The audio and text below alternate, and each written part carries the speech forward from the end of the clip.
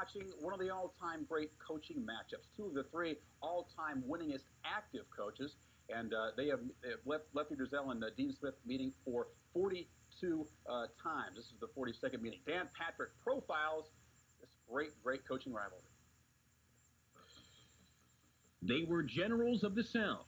Their battlefields were hardwood. Their troops, some of the best ever, had memorable clashes. Lefty and Dean. Last names not required, just Lefty and Dean. In 1960, Lefty became head coach at Davidson College. Dean followed at Chapel Hill the following year. In 1969, Lefty went to Maryland as Dean was already a legend on Tobacco Road. In 1986, Lefty got in trouble.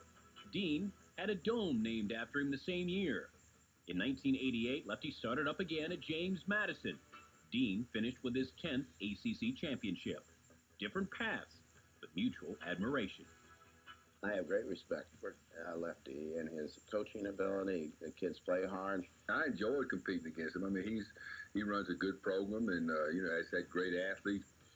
They both have at least 500 career victories, but head-to-head, it's lopsided. Although coaches don't play one another, team comparisons are inevitable. A Dean team took 31 of the 41 contests. When you talk win streaks, you talk Carolina. Season sweeps, not even close. It's mostly Carolina Blues success, but Lefty doesn't have a Maryland red face. They've had success about everybody's squad, My last 16 years in Maryland, we won more teams. I mean, we won more games in the ACC than anybody in the league except for North Carolina. The games were often classics, but somehow a hex followed the old left-hander down on Tobacco Road. It seemed like every year in Chapel Hill, Maryland would have the game won and Carolina would find some screwy way to win. And that used to drive Lefty crazy. We started winning the close game and got lucky, which he told me one time, "You lucky son of a gun," or something like that. And we were lucky a couple times. And then it mushroomed. He kept us out of the Final Four twice when I was at Davidson, and then we played him for 17 years in Maryland, so I might have called him just about everything in the book.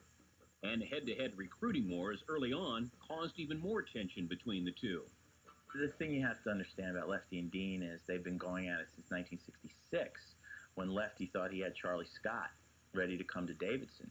And Dean came in and stole Charlie Scott. And 2 years later, in Lefty's last game at Maryland, Charlie Scott hits the winning shot at the buzzer to beat Davidson and send North Carolina to the Final Four. So that's where it started. We're going back almost 25 years. And then in 1970, Lefty stole Tom McMillan from Dean at the last second.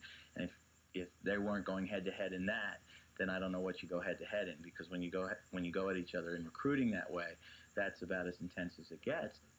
In 1986, the Terps won the final two meetings with Carolina. It was the last time the Generals met in ACC action. After Len Bias's tragic death, Lefty was pressured out, not before a familiar man stuck by him.